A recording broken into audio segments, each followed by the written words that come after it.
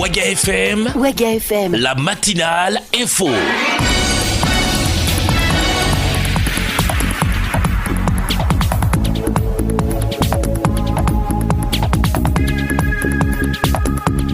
Excellente journée à toutes et à tous. Mesdames, messieurs, bonjour et bienvenue au journal sur Waga FM. Voici les principales articulations.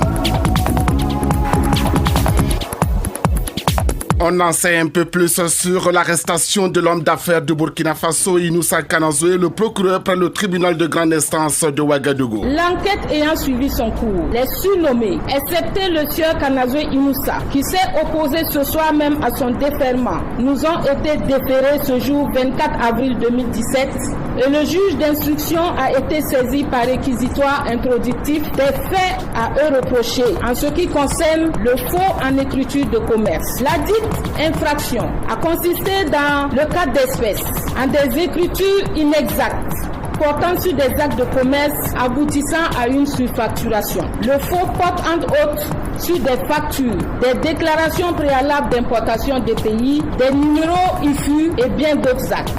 L'usage de faux en écriture de commerce, la tromperie de consommateurs, de la fraude fiscale, de l'abus de confiance aggravé, de l'usage frauduleux de numéros IFU, du blanchiment de capitaux, des actes de complicité. Il s'est révélé au cours de l'enquête que des complices ont aidé les auteurs des faits à procéder à des infractions. Elle était face à la presse hier ici à Ouagadougou. Les travailleurs du ministère des Infrastructures ont observé un sit-in hier, tandis que les agents du Trésor public, eux, sont passés à la vitesse supérieure. Nous sommes le lundi 25 avril 2017 et là, c'est la journée mondiale de lutte contre le paludisme. 627 000 personnes meurent chaque année de la maladie à travers le monde. Une fois de plus, bonjour et bienvenue.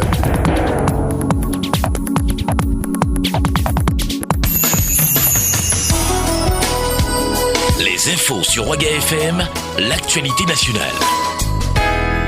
Salif Kaboré à la présentation. Très heureux de vous retrouver ce matin. Le procureur du Faso près le tribunal de grande instance de Ouagadougou a tenu un point de presse hier lundi ici à Ouagadougou. Cette rencontre avec les hommes de médias vise à donner des informations justes sur l'évolution du dossier Inoussa Kanazoué. Explication avec vous, Rosalie Konkobo.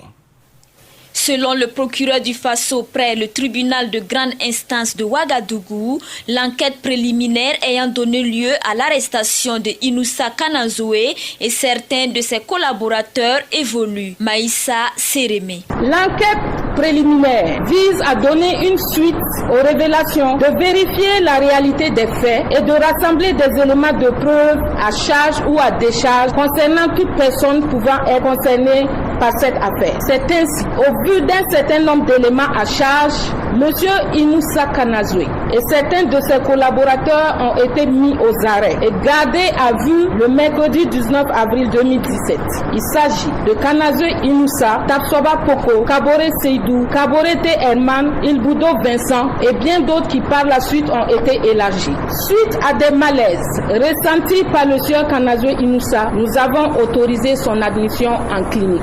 Le procureur du Faso a également relaté les faits à eux reprochés. L'enquête ayant suivi son cours, les surnommés, excepté le sieur Kanazoué Inoussa, qui s'est opposé ce soir même à son déferment, nous ont été déférés ce jour 24 avril 2017 et le juge d'instruction a été saisi par réquisitoire introductif des faits à eux reprochés en ce qui concerne le faux en écriture de commerce. La dite infraction a consisté dans le cas d'espèces en des écritures inexactes portant sur des actes de commerce aboutissant à une surfacturation. Le faux porte entre autres sur des factures, des déclarations préalables d'importation des pays, des numéros IFU et bien d'autres actes.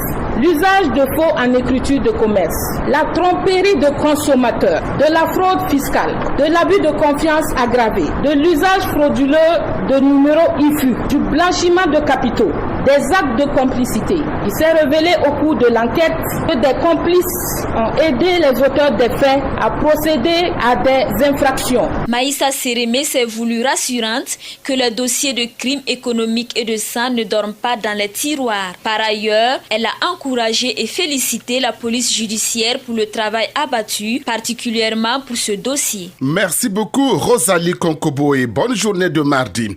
La coalition des structures syndicales des commerçants du Burkina Faso dénonce les conditions dans lesquelles l'homme d'affaires Inoussa Kanazoué a été arrêté par les forces de défense et de sécurité. La coalition a animé une conférence de presse hier ici à Ouaga. Explication avec vous et là, Marie-Estelle Guébré.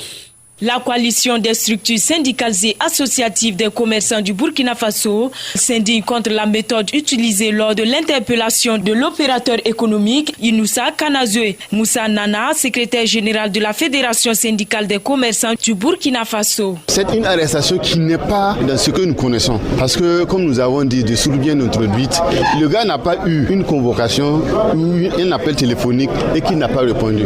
C'est que voilà, c'est la brigade de gendarmerie qui s'est débarqué là-bas avec une trentaine de gendarmes et on l'a saisi, on l'a arrêté. Donc c'est pourquoi nous disons qu'il faut que nous dénonçons ces méthodes qui vraiment n'est pas républicain.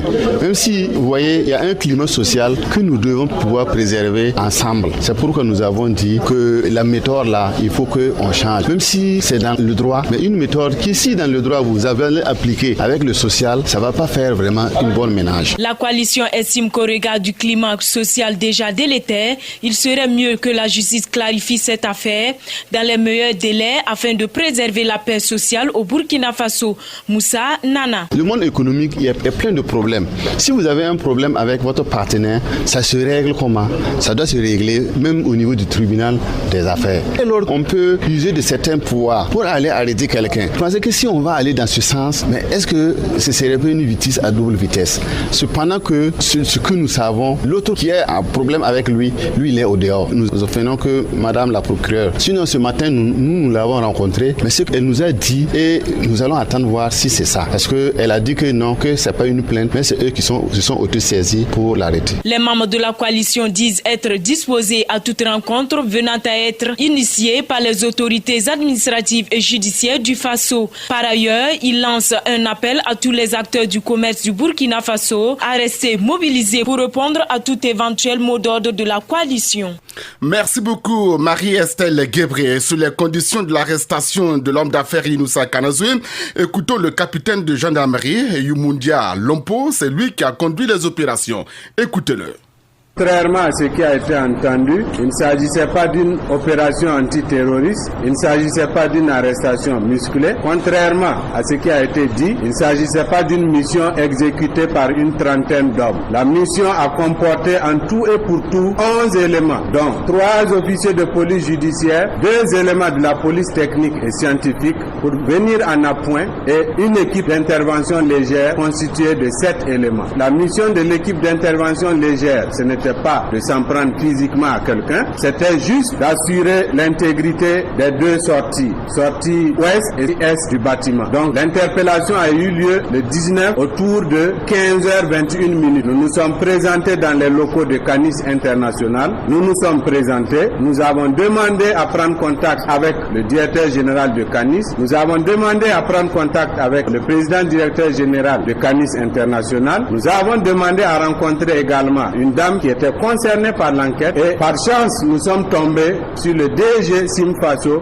qui était également présent sur les lieux. Nous leur avons annoncé les motifs de notre venue. Ils se sont isolés dans une salle dans laquelle nous nous sommes entretenus. Suite à cet entretien, nous leur avons fait savoir que pour des nécessités d'enquête, nous leur demanderions de vouloir nous suivre à la gendarmerie pour audition et si le besoin est qu'on prononce une mesure de garde à vue à leur encontre. Le temps d'évacuer le local parce que nous avions une intention, c'est-à-dire que en venant par surprise, nous pensions que nous pouvions préserver tout ce qu'il y avait comme indices et traces qui pouvaient intéresser l'enquête. Nous avons quitté les locaux peu avant 17h et par mesure d'humanisme, nous leur avons permis d'embarquer à bord de leurs propres véhicules dans lesquels nous avons juste adjoint un de nos éléments et leur permettre de nous suivre en toute dignité au camp Paspanga où ils ont été gardés dans des conditions, je dirais, nettement meilleures.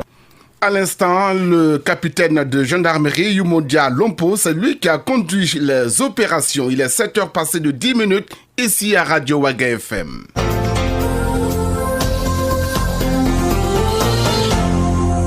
Les travailleurs du ministère des Infrastructures ont observé un sit-in hier lundi dans les locaux du département. Le mouvement d'humeur fait suite à bien d'autres grèves et sit-in observés il y a quelques semaines et les revendications restent les mêmes, nous rapporte Paul Miki Rwamba. Suivez. Le préavis dit qu'on commence à partir d'aujourd'hui. Ils étaient de nouveau rassemblés en sitting ce lundi au ministère des Infrastructures. Question de maintenir la pression sur le gouvernement en vue d'obtenir satisfaction de leur plateforme revendicative.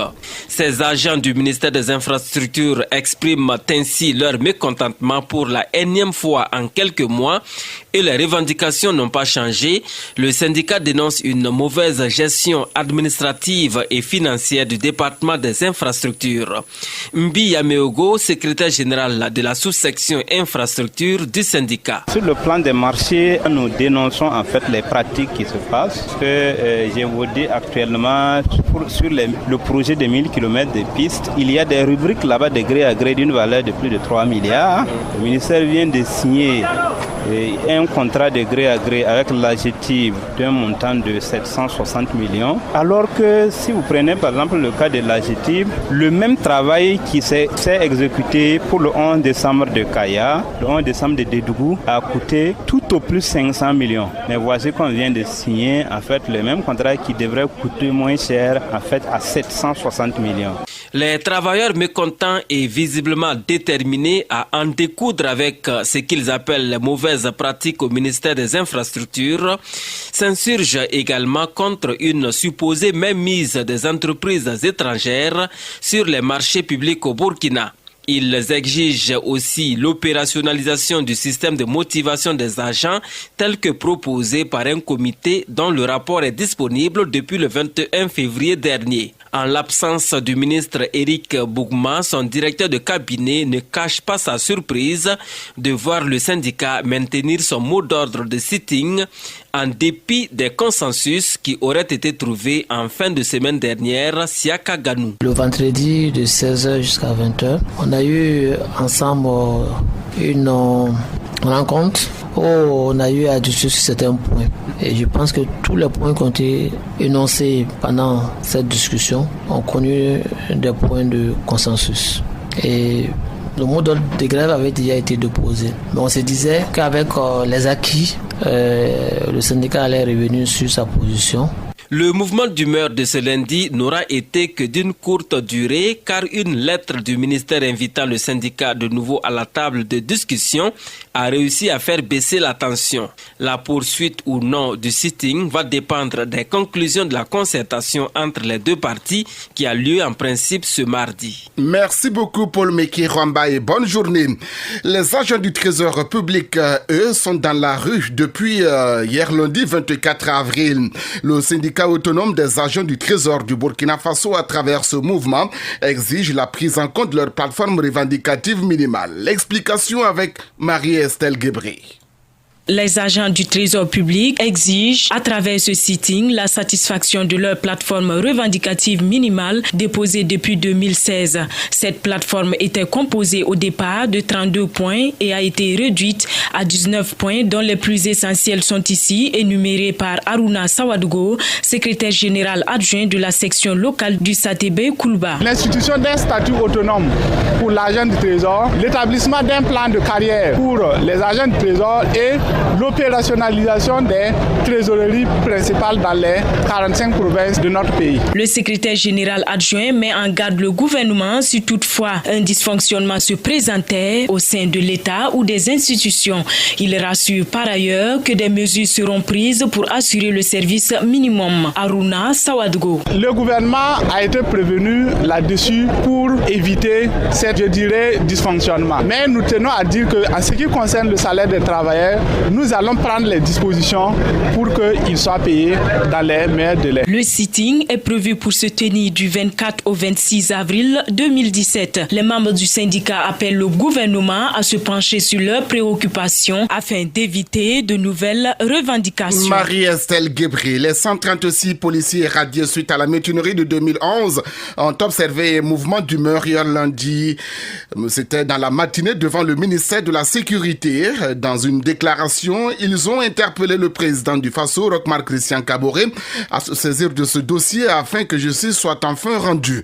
Les détails sont avec Franck Aristide Jeffa. L'objectif de ce mouvement d'humeur, selon les policiers radiés, est d'interpeller le président du Faso sur leur innocence, mais aussi plaider pour leur réintégration. Mahamadi Tidiga, porte-parole des 136 policiers révoqués. Aujourd'hui, nous sommes plus que jamais déterminés à œuvrer pour un vrai changement à la police nationale. Raison pour laquelle nous sommes ce matin au ministère pour reprendre service, car on ne peut pas condamner les victimes et encourager les auteurs. Nous interpellons le président Roch-Marc Christian Kaboré à prendre le problème des révoqués de la police au sérieux, car nous avons trop souffert dans cette injustice. Excellence, monsieur le président du Faso, maintenant nous avons les regards tournés vers vous pour la suite. Pour ces policiers radiés, le bourreau d'hier continue de l'être encore aujourd'hui pour l'ensemble de la police nationale et dans leur déclaration, il les cite nommément. Mamadi Tidiga. Aujourd'hui, nous devons rejoindre les rangs car l'histoire nous a donné pleinement raison. La hiérarchie n'a pas changé sa façon de faire jusqu'à ce que le Tout-Puissant les lâche. La sentence de la justice divine vient de tomber. Nous avons gagné le procès. Au commissaire dont les noms suivent, Lazare Tarpaga, Wangrao Rasmane, Alain Bonzi, Ouedraogo Alexis, Kouenu Théodore, Somda Daniel, Sanon Cyril, Sambare Paligim, Yoli Jean-Baptiste, Dakouré Y Thomas, Sondo Paul, Ouedraogo Roger, Sanogo Mamadou, Magistrat, Sanon Komonsira, Kim Michel,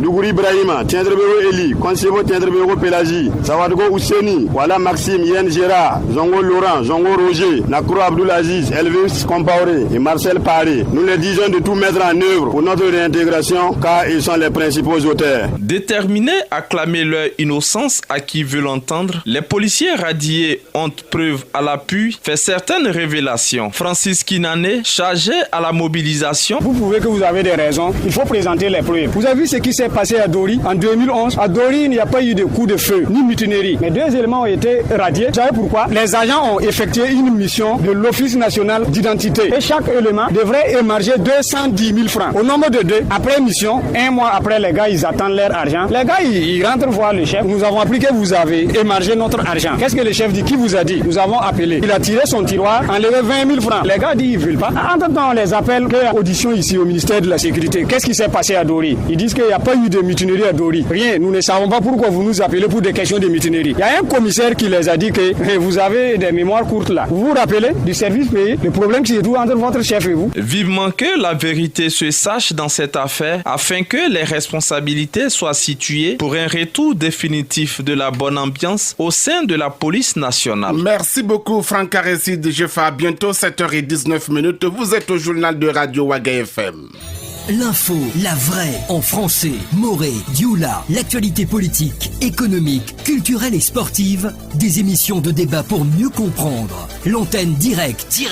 Waga FM, parce que vous méritez d'être bien informé.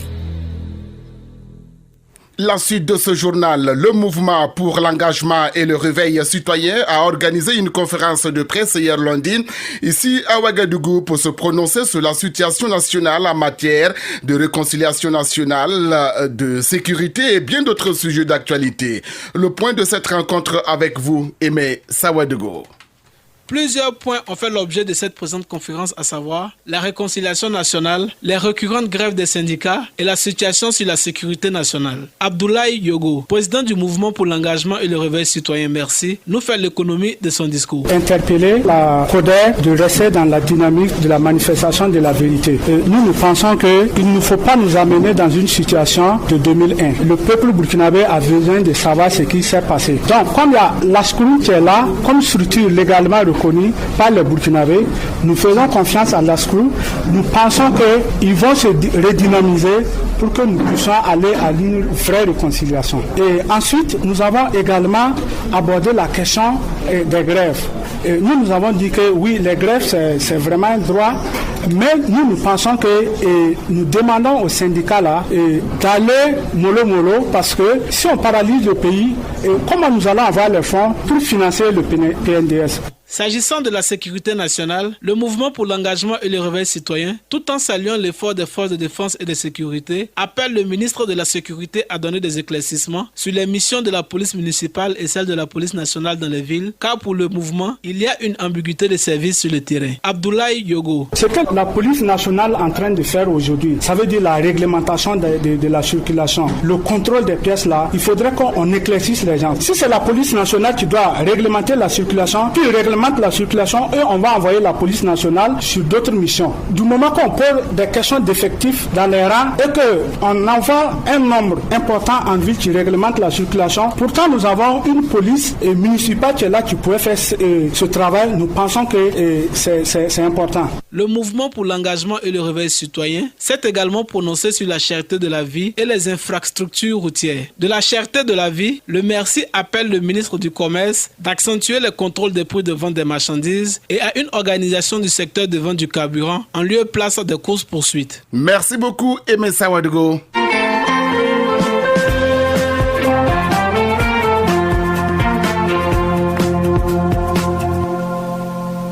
Nous sommes le mardi 25 avril 2017 et le monde entier commémore ce 25 avril la journée mondiale de lutte contre le paludisme. Au Burkina Faso, environ 4000 personnes sont mortes du paludisme en 2016. Et selon les estimations, 627 000 personnes meurent chaque année du paludisme en Afrique subsaharienne. Le point avec vous, Yolande Zumbara. Le paludisme est la première cause de consultation, d'hospitalisation et de décès au Burkina Faso selon le programme national de lutte contre le paludisme. Environ 4000 personnes, dont 3000 enfants, sont décédés de cette pathologie en 2016 au pays des hommes intègres. Comment se manifeste le paludisme? Oumarou Tarpaga, chef de service promotion de la santé à la direction régionale de la santé. Il faut penser à un paludisme quand le corps est chaud, où il y a des antécédents de corps chaud associés. C'est-à-dire l'enfant a eu du mal. Antécédent, ça veut dire qu'il a eu corps chaud à un certain moment. Voilà. Donc, il peut avoir le corps chaud ou, par exemple, hier ou bien le matin, il a eu un corps chaud. C'est vraiment un des éléments qui montrent que ça peut être le paludisme. Voilà. Plus, par exemple, de la fièvre. Entre le corps chaud, il y a la sensation de froid. La personne sent qu'il y a une fraîcheur qui l'envahit. Il y a également les sueurs. La personne sue sans savoir c'est quoi. Voilà, pour dire les choses comme... Il y a des courbatures, il y a des maux de tête. Quand il y a des maux de tête, il y a des douleurs abdominales. Au niveau de l'abdomen, il ressent effectivement une certaine douleur. Ça peut être associé à des diarrhées. Ça peut être associé à des vomissements. Donc, tous ces éléments-là montrent que ça peut être le paludisme. Déjà, quand il voit les premiers signes du paludisme, il fasse recours à une formation sanitaire. Il ne laisse pas que ça soit aggravé, qu'on commence déjà à venir au niveau des formations sanitaires. Vraiment, c'est un peu trop tard. C'est ça qui souvent amène les cas de décès. Des rumeurs et fausses croyances sur le paludisme ont toujours existé. Ces allégations sont-elles exactes? Oumarou Tarpaga. Pour ce qui concerne le paludisme, on a recensé un certain nombre de rumeurs qui coulent, que les mangues vertes transmettent par exemple le paludisme. Et nous avons aussi que les gens pensent que la pluie, par exemple, quand la pluie te bat, peut amener effectivement le paludisme. Il y a aussi que les gens disent que les arachides, surtout frais, peut entraîner par exemple le paludisme. Il y a également aussi que la consommation excessive par exemple de l'huile ou bien du beurre peut effectivement être à l'origine du mal. Il y a aussi la consommation du karité. Je pense que souvent c'est des coïncidences. Ça n'a jamais été à l'origine par exemple de transmission du paludisme. Voilà. Je prends par exemple pour ce qui concerne le karité qui apparaissent au moment où effectivement les moustiques pullulent. À cette période par exemple, c'est une période où les moustiques sont vraiment présents dans nos contrées parce qu'il y a une forte pluviométrie. Le paludisme tue des centaines de milliers d'Africains chaque année et l'Organisation mondiale de la santé ambitionne de vacciner au moins 360 000 enfants africains contre cette maladie d'ici à 2020. Merci beaucoup Yolande Zumbara et c'est le dernier virage de ce journal.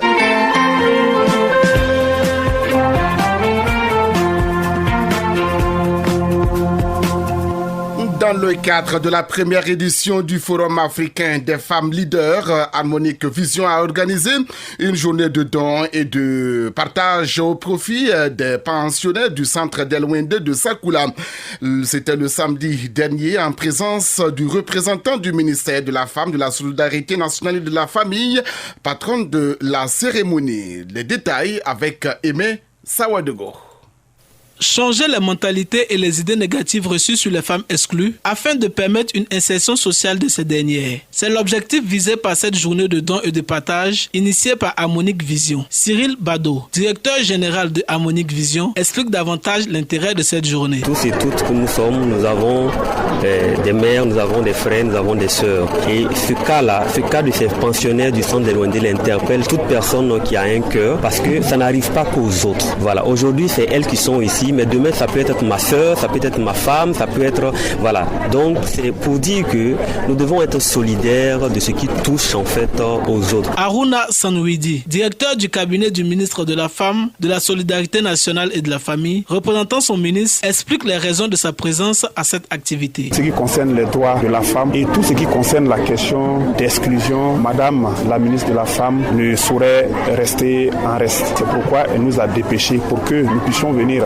apporter notre soutien à Harmonic Vision et également passer le message du ministère de la Femme, de la Solidarité nationale et de la Famille et le message de l'inclusion de toutes les filles et de tous les fils de Burkina Faso. Produits alimentaires et non alimentaires, vêtements, sont entre autres les dons faits par Harmonic Vision et ses partenaires au centre d'Elwende à la grande joie des bénéficiaires. Nous sommes contents du don que vous nous avez offert aujourd'hui.